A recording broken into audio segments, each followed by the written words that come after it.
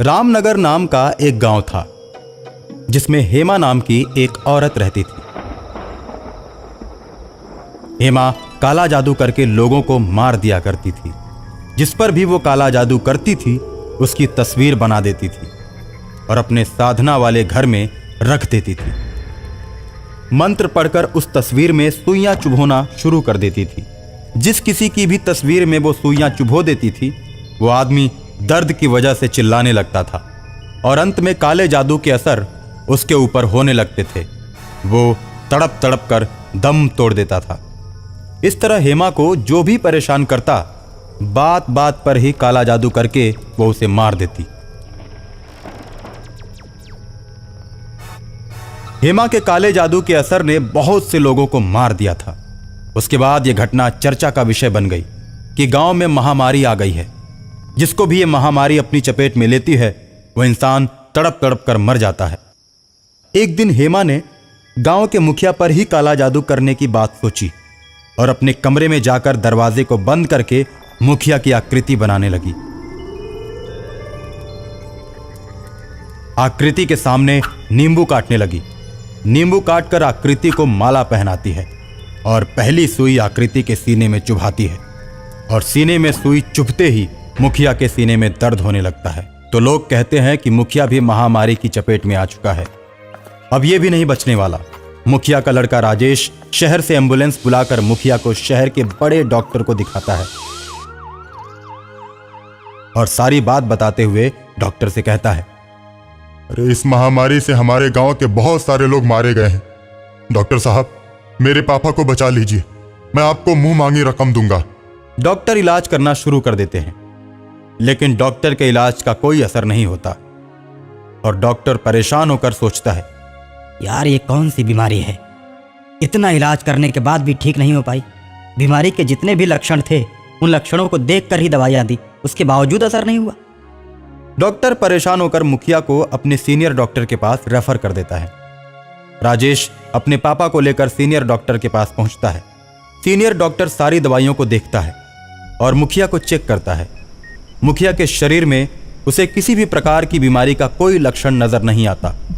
Doctor आश्चर्य में पड़ जाता है, आखिर ये कैसी नई बीमारी है। डॉक्टर इधर सोच रहा होता है और उधर हेमा मुखिया की फोटो में सुई चुभो देती है। हेमा दूसरी सुई मुखिया की आंख में चुभोती है। जैसे ही हेमा आंख में सुई चुभोती है मुखिया के आंखों की रोशनी गायब हो जाती है। मुखिया कहता है, डॉक्टर साहब मुझे ऐसा लगता है कि किसी ने मेरी आंखों में सुई चुभो दी है। बहुत ज्यादा दर्द हो रहा है, मुझे कुछ दिखाई नहीं दे रहा है। देखते ही देखते मुखिया की आंखों से खून बहने लगता है। डॉक्टर ने अपने जीवन में इस प्रकार का मरीज पहले कभी नहीं देखा था। डॉक्टर सोच में पड़ जाता है और राजेश से कहता है, तुम्हारे पापा की बीमारी मेरी समझ से बाहर है भाई। वैसे मैं आराम होने के लिए दर्द का इंजेक्शन दे देता हूँ। अब तो तुम्हें अपने पापा को बड़े शहर में ही दिखाना पड़ेगा। डॉक्टर अपने से भी सीनियर डॉक्टरों का पता देता है जहां पर नए लोगों पर रिसर्च किया जाता है। रिसर्च सेंटर में डॉक्टर मुखिया के पास पहुंचते हैं और मुखिया की बीमारी का पता लगाने लगते हैं, लेकिन किसी को भी मुखिया के रोग के बारे में पता नहीं चलता। सभी डॉक्टर सोचने पर मजबूर हो जाते हैं कि आखिर ये कौन सी बीमारी है। उसी रिसर्च सेंटर में एक बीमार तांत्रिक अपना इलाज कराने आता है। मुखिया को देखते ही तांत्रिक भड़क उठता है और डॉक्टरों से कहता है, मेरा रोग ठीक करो, मैं स्वस्थ होते ही मुखिया को ठीक कर दूंगा। इसे कोई रोग नहीं हुआ है, इस पर सिर्फ और सिर्फ काला जादू का असर है, जिसके चलते दवाइयां असर नहीं कर रही हैं। काला जादू नाम सुनकर डॉक्टर हैरान हो जाते हैं। सबसे पहले तांत्रिक को दवा देकर ठीक करते हैं। तांत्रिक ठीक हो जाने के बाद बोलता है, मैं जानता हूं कि आप लोग काले जादू को नहीं मानते, इसलिए मैं आप लोगों को जादूगरनी के पास ले चलता हूं ताकि आप लोगों को विश्वास हो जाए कि काला जादू होता है, जिसे तांत्रिक ही ठीक कर सकता है। तांत्रिक डॉक्टरों को लेकर मुखिया के गांव में पहुंचता है और नींबू पर मंत्र फूंक कर फेंकता है। नींबू गेंद की तरह आगे आगे चलने लगता है और उसके पीछे पीछे मुखिया, डॉक्टर और गांव के कुछ लोग चलते हैं। नींबू हेमा के दरवाजे पर जाकर रुक जाता है। नींबू के रुकते ही तांत्रिक बोलता है, काले जादू की जादूगरनी तू इसी घर में है। मुखिया जब यह बात सुनता है तो अपने लड़के राजेश से कहता है, दरवाजा तोड़ दो राजेश, दरवाजा तोड़ दो। और दरवाजा टूटते ही सभी हेमा के घर के अंदर प्रवेश कर जाते हैं। हेमा के घर में एक लोहे का बहुत बड़ा दरवाजा था जिस पर शैतान का बहुत विशालकाय चित्र लगा हुआ था। तांत्रिक बोलता है, इसी घर में जादूगरनी रहती है और काला जादू करती है। इस घर में प्रवेश करने वाला बच नहीं पाता है क्योंकि इस घर में काले जादू की शक्ति है। दरवाजे के उस पार शैतान खड़ा रहता है और हेमा काला जादू कर रही है। हेमा को इस बात की भनक लग जाती है कि गांव वाले एक तांत्रिक को लेकर आए हैं। हेमा गुस्से में आकर दरवाजा तोड़ती है। देखते ही देखते दरवाजे से धुआं निकलने लगता है और सारे गांव वाले बेहोश होकर गिर जाते हैं। लेकिन तांत्रिक बेहोश नहीं होता। वो अपने झोले से छोटी सी जादुई छड़ी निकालता है और जादुई छड़ी से डायन को मार देता है। डायन जादुई छड़ी के प्रभाव से चिल्लाने लगती है और गांव छोड़कर चली जाती है। डायन के गांव छोड़ते ही सभी बेहोश लोग उठकर खड़े हो जाते हैं और मुखिया भी ठीक हो जाता है। डॉक्टर जब मुखिया को स्वस्थ देखते हैं तो उन्हें भी इस काले जादू पर विश्वास हो जाता है। एक तांत्रिक समाधि में लीन है। उसी समय जोर जोर से चिल्लाते हुए एक औरत उसके सामने आती है और कहती है, तांत्रिक बाबा, मुझे बचा लो। लेकिन तेरे पीछे तो कोई नहीं लगा हुआ है। तो फिर मुझे ऐसा क्यों महसूस होता है कि लोग मुझे मारने के लिए मेरे पीछे दौड़े चले आ रहे हैं? पिछले जन्म में तूने बहुत से लोगों को मार दिया था जिसके कारण वो आत्माएं इस जन्म में भी तेरा पीछा कर रही हैं। बाबा, इनसे बचने का कोई तो उपाय होगा। इस दुनिया में कोई भी समस्या ऐसी नहीं है जिसका समाधान न हो। उसी तरह इस समस्या का भी समाधान है। बाबा, मैं बहुत परेशान हूँ, मेरी समस्या का समाधान बताइए। इसके लिए तुमको सबसे पहले डायन बनना होगा। डायन बनने के बाद जो भी आत्माएं तुम्हारा पीछा कर रही हैं उन सब को तुम अपने बस में कर लोगी और जो जी में आएगा वो तुम उनसे करवा सकती हो। लेकिन डायन बनना इतना आसान नहीं है। डायन बनने के लिए कठिन दौर से गुजरना पड़ता है।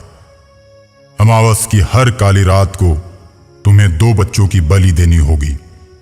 जब तुम लगातार 21 बच्चों की बलि दे दोगी तो शैतान तुम पर खुश हो जाएगा और तुम डायन बन जाओगी। तुम्हारे अंदर 100 शैतानों की ताकत आ जाएगी। मैं डायन बनने के लिए अब कोई भी काम करने को तैयार हूँ। ठीक है, अमावस की रात को बच्चों को लेकर तुम मेरे पास आना। ओम फट स्वाहा, ऐसा कहकर बाबा हवन में घी डालता है। अब तुम यहां से जाओ, अति शीघ्र चली जाओ। औरत वहां से चली जाती है। कुछ ही दूर जाती है तब तक आत्माओं की आवाज उसे फिर सुनाई देने लगती है। वो परेशान होकर अपने घर में जाकर सो जाती है, लेकिन उसे वहां भी नींद नहीं आती। बार बार अज्ञात आत्माएं उसे परेशान करती हैं। वो मरना चाहती है तो वो आत्माएं उसे मरने भी नहीं देती। आखिर ये फुलमतिया को हो क्या गया है? हमेशा अनाप शनाप बकती रहती है, अजब गजब हरकतें करती रहती है। लगता है इस पर भूत प्रेतों का साया है। अब वो औरत सोचती है कि अगर मुझे इन आत्माओं से मुक्ति पानी है तो मुझे बाबा के बताए हुए काम करने ही होंगे। और ऐसा सोचकर औरत गांव में बच्चे खोजने के लिए निकल पड़ती है। वो खेलते हुए बच्चों को पकड़ पकड़ कर तांत्रिक के हवाले करने लगती है और गांव से बच्चों के गायब होने की सूचना दूर दूर तक फैल जाती है। फुलमतिया पागलों जैसी हरकत करती है, इसलिए उस पर कोई शक नहीं करता। फुलमतिया बच्चों की बलि देती जाती है। उसके पीछे लगी हुई आत्मा और भी कष्ट देना शुरू कर देती है। फुलमतिया को ऐसा महसूस होता है जैसे उसके बदन पर कोई जोर जोर से मार रहा है। फुलमतिया चिल्लाने लगती है, फुलमतिया, तू क्यों इतनी जोर जोर से चिल्ला रही है? रात को सबकी नींद खराब हो जाती है, कोई भी सो नहीं पाता। अगर तुमको चिल्लाना ही है तो गांव से बाहर जाकर ऐसी हरकतें करो ताकि किसी की भी नींद खराब ना हो। सुबह सबको काम पर जाना होता है। रात में अगर नहीं सोएंगे तो सुबह हम लोग काम नहीं कर पाएंगे। तुम तो परेशान हो ही, गांव वालों को भी परेशान करती हो। अगर तुमने कल से गांव में चिल्लाना बंद नहीं किया तो हम लोग तुम्हें हमेशा के लिए गांव से बाहर निकाल देंगे। मुझे तुम लोग गांव से क्या निकालोगे? मैं खुद ही चली जाती हूँ। लेकिन आज तो मेरे जाने के बाद आज तो बच्चे गायब हो रहे हैं, लेकिन कल तुम भी गायब हो जाओगे। शैतान किसी को भी नहीं छोड़ेगा। जैसे मुझे पागल बना दिया वैसे ही तुम लोगों को भी पागल बना देगा। अरे कौन सा शैतान, कैसा शैतान? तू इस शैतान के बारे में क्या जानती है? अगर गांव में शैतान नहीं आता है तो फिर बताओ बच्चों को कौन ले जाता है? मैं कमजोर हूँ, इसलिए तुम लोगों को सिर्फ मैं ही दिखाई देती हूँ। तो फिर ठीक है, मैं कल से फिर गांव में नहीं आऊंगी। ऐसा कहकर फुलमतिया गांव से चली जाती है। गांव वाले अमन चैन से सोने लगते हैं।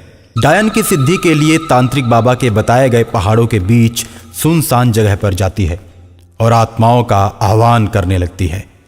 तांत्रिक बाबा के बताए हुए मंत्र का जाप करने लगती है।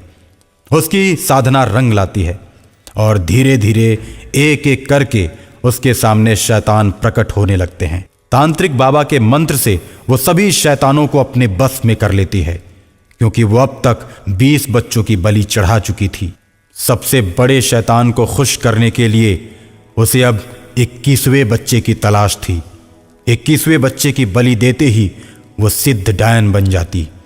अब फुलमतिया ने गांव में जाना छोड़ दिया था, इसलिए उसका बच्चे हासिल करना मुश्किल हो गया था। एक दिन दैवी शक्तियों से भरा हुआ एक बच्चा उसके सिद्धि स्थल की तरफ अपने आप चला आता है। उसके पूजा के सामान के साथ खेलने लगता है। पूजा के सामान को जैसे ही वो इधर उधर बिखेरता है, फुलमतिया चली आती है और कहती है, तुम तो बहुत ही प्यारे बच्चे हो, लेकिन नटखट भी हो। तुमने मेरे पूजा के सामान को खेल खेल में ही नष्ट कर दिया। आंटी आंटी, मैं तो बच्चा हूँ, मुझे तो कुछ ना कुछ खेलने के लिए चाहिए ही। तुमने तो खिलौने रखे ही नहीं है, तो मैं क्या करता? आंटी मुझे भूख भी लगी है, कुछ खाने को हो तो दो। इतनी सुनसान जगह में परिंदा भी पर नहीं मारता। तुम कैसे आ गए? लगता है दाल में जरूर कुछ काला है। आंटी नहीं, मैं तो भटकता भटकता खेल खेल में यहाँ चला आया। मेरे मम्मी पापा मुझे खोज रहे होंगे, लेकिन मुझे भूख भी तो लगी है। मुझे कुछ खाने के लिए दो, फिर मैं वापस घर चले जाऊंगा। बेटा, जब तूने मुझे आंटी कह दिया तो 2-4 दिन मेरे साथ रह ले, फिर अपने घर चले जाना। फुलमतिया को बैठे बिठाए 21वां बच्चा मिल गया। फुलमतिया मन में सोच रही थी कि अब इसकी बलि देकर मैं सिद्धि प्राप्त कर लूंगी। अमावस की काली रात आ ही जाती है और उस काली रात को फुलमतिया के पास तांत्रिक और शैतान दोनों पहुंच जाते हैं। अमावस की रात में बच्चे को खूब खिलाया पिलाया जाता है। बच्चा जो भी चीज खाने को कहता है सब उसे लाकर दिया जाता है। उसके बाद बच्चे को माला पहनाकर, काला टीका लगाकर, हाथ में फरसा लिए शैतान खड़ा हो जाता है। तीनों के भयानक चेहरे को देखकर मौत भी कांप उठे, लेकिन छोटा बच्चा बिल्कुल भी नहीं डरता। बच्चे की आकृति बदलने लगती है और बच्चा देखते ही देखते 5 मुंह वाला हो जाता है और शैतान के हाथ से फरसा छीन लेता है और उसी से तीनों को मौत के घाट उतार देता है। और इस प्रकार उस अमावस की काली रात में डायन की सिद्धि हमेशा के लिए अधूरी रह जाती है और बुरी आत्माएं हमेशा हमेशा के लिए समाप्त हो जाती हैं। 4 घंटे बस से सफर करने के बाद मयंक रामपुर गांव पहुंचता है। बस रुकती है और मयंक उतरता है। बस से उतरने के बाद मयंक चारों तरफ देखता है, लेकिन उसे कहीं कोई नजर नहीं आता। गांव की सड़कें सुनसान हैं, कोई आदमी नजर नहीं आ रहा। हद है यार, इन लोगों को मालूम था कि मैं 12 बजे पहुंच जाऊंगा, फिर भी कोई नहीं आया लेने। मयंक अपना मोबाइल निकालता है और फोन लगाता है। हेलो मोहन, तुम आए क्यों नहीं मुझे लेने, जबकि मैंने तुमको बताया था कि मैं 12 बजे पहुंच जाऊंगा। भारी बैग है मेरे पास, कैसे आऊंगा? और यहां कोई आदमी भी दिखाई नहीं दे रहा। गांव के सब लोग कहां गए? जल्दी आओ। उधर से मोहन ऐसे बोलता है जैसे वो डरा हुआ है। क्या हुआ मोहन, तुम डरे हुए लग रहे हो? कोई बात है क्या? कोई बात है तो बताओ और जल्दी आओ। लेकिन मोहन आने से मना कर देता है और फोन काट देता है। अजीब आदमी है, कुछ बता भी नहीं रहा और गांव में कोई दिखाई भी नहीं दे रहा। यार कुछ बात तो जरूर है। चलो अब खुद ही चल के देखते हैं कि क्या मामला है। मयंक अपना बैग उठाता है और मोहन के घर की तरफ चल पड़ता है। कुछ दूर जाते ही उसे एक आदमी दिखाई देता है जो एक कंधा ऊपर करके और दूसरे पैर को जमीन पर घसीटकर चल रहा था। मयंक उस आदमी को देखते ही उसे आवाज देता है, लेकिन वो आदमी तेजी के साथ पैर घसीटते हुए दूसरी गली में भाग जाता है। रमेश उसके पीछे पीछे भागता है, लेकिन वो आदमी न जाने कहां गायब हो जाता है। क्या अजीब आदमी है यार, बात ही नहीं किया और भाग भी गया। चलो, हो सकता है बहरा हो। तभी मयंक को एक औरत दिखाई देती है। औरत भी अपने कंधे ऊपर करके और पैर घसीटकर चल रही है। औरत को देख मयंक उसे भी आवाज देता है, लेकिन पहले वाले आदमी की तरह यह औरत भी पैर घसीटते हुए तेजी से भाग जाती है। ये देख मयंक को अजीब सा लगता है। वो सोचता है, दोनों बहरे तो नहीं हो सकते, ये मामला आखिर है क्या? और अब मयंक सीधे पहुंचता है मोहन के घर। मोहन के घर के आसपास भी सब सुनसान रहता है, कहीं कोई नजर नहीं आता। यार, हुआ क्या है इस गांव को? कहां चले गए सब लोग? कोई दिखाई भी नहीं दे रहा। जो दिख रहा है वो लंगड़ा कर चल रहा है। इतना सोचते हुए मयंक मोहन को आवाज लगाता है, अरे मोहन, मैं आ गया। अरे अब तो बाहर निकलो, कहां चले गए? तभी मोहन अंदर से निकलता है। मोहन को देख मयंक हक्का बक्का रह जाता है, क्योंकि मोहन भी ठीक वैसे ही कंधे उचकाकर और पैर घसीटकर चल रहा है जैसे गांव के लोग चल रहे थे। भाई मोहन, मेरी तो समझ में ही नहीं आ रहा कि ये सब है क्या। तुम लोग ऐसे क्यों चल रहे हो? क्या गांव में कोई बीमारी फैल गई है क्या? क्या कह रहे हो मयंक? कुछ मत बोलो यार, अब कभी इस बारे में कुछ मत बोलना, नहीं तो तुम्हारा भी यही हाल होगा जो हम सबका हुआ है। अरे यार, दिमाग न पगलाओ हमारा, बात क्या है जल्दी बताओ। यार, ये कोई बीमारी नहीं, ये पुष्पा राजू भूत का श्राप है जो हम सबको मिला है। अब इसके बारे में एक शब्द भी नहीं बोलूंगा। क्या बोला तुमने? पुष्पा राजू भूत? कुछ भी, साउथ की फिल्म वाला भूत? अरे वाह, क्या बात है। क्या पागलों वाली बात कर रहे हो यार, भूत वूत कुछ नहीं होता है, ये बीमारी है और कुछ नहीं। अरे यार मयंक, भगवान के लिए चुप हो जाओ, नहीं तो पुष्पा राजू आएगा और तुमको भी शापित कर देगा। आखिर कौन है ये बीमार पुष्पा राजू भूत? मैं भी तो देखूं। ए पुष्पा राजू भूत, दम है तो मेरे सामने आ जा, जरा देखो तो कि मुझे कैसे शापित करता है तू। इतना कहने की देर थी कि तभी जोर से बिजली कड़कती है। बिजली को कड़कता देख मोहन वहां से भाग जाता है और तभी पुष्पा राजू भूत उसके सामने प्रकट हो जाता है। मैं झुकेगा नहीं, जो भी मुझे हल्के मिलेगा उसको काट डालेगा। क्यों रे मयंक, तुम मेरे को बेवकूफ समझा क्या? तुम हो कौन और गांव के लोगों को शापित क्यों कर रहे हो? पहले मैं तुझे भी शापित कर लूं, फिर बताऊंगा। इतना कहकर पुष्पा भूत उड़कर आता है और मयंक को काट लेता है। पुष्पा भूत जैसे ही मयंक को काटता है तो मयंक गिर जाता है और जब उठता है तो उसका एक कंधा ऊपर उठा हुआ, एक पैर टेढ़ा है और मयंक भी पैर रगड़कर चलने लगता है। देखा तूने मेरा कमाल, धीरे धीरे पूरी दुनिया को टेढ़ा कर दूंगा। आखिर तुम लोगों के साथ ऐसा क्यों कर रहे हो? जब मैं साउथ की फिल्म देख कर आया था और हीरो की नकल करने लगा था तो मेरा खूब मजाक बनाया गया था। देखते देखते गांव के और लड़के भी फिल्म देखकर मेरे जैसे नकल करने लगे थे और सभी अपना पैर घसीटकर चलने लगे थे। लेकिन लोगों को लगता था कि गांव के बच्चों को मैंने ही बिगाड़ा है। मैंने बोला कि इसमें मेरी क्या गलती है, लेकिन कोई मेरी बात मानने को तैयार नहीं था। कई बार लोगों ने मुझे मारा पीटा भी कि मुझे पीटता देख बच्चे पैर घसीट कर चलना छोड़ देंगे, लेकिन बच्चे नहीं माने और पैर घसीट कर चलते रहे। अब मेरा घर से निकलना मुश्किल हो गया था। एक दिन मैंने तंग आकर आत्महत्या कर ली और जब मैं भूत बना, गांव वालों को सबक सिखाने की सोचा कि जिस वजह से मुझे मारा पीटा गया है वैसा ही सबको बना दूंगा। अब तो तुमने सबको परेशान कर दिया। सब लोग घर के अंदर बंद हैं, कुछ लोग डर की वजह से मर भी गए। अब तो तुम्हारा बदला पूरा हुआ। देखो, सबकी तरफ से मैं माफी मांगता हूँ, सबको माफ कर दो। ठीक है, लेकिन एक शर्त पर। मैं सबको ठीक कर दूंगा तो तुम मेरी मुक्ति के लिए पूजा करवाओगे और मुझे मुक्ति दिलवाओगे। मयंक पुष्पा राजू की बात मान जाता है। गांव के सब लोग पहले जैसे हो जाते हैं।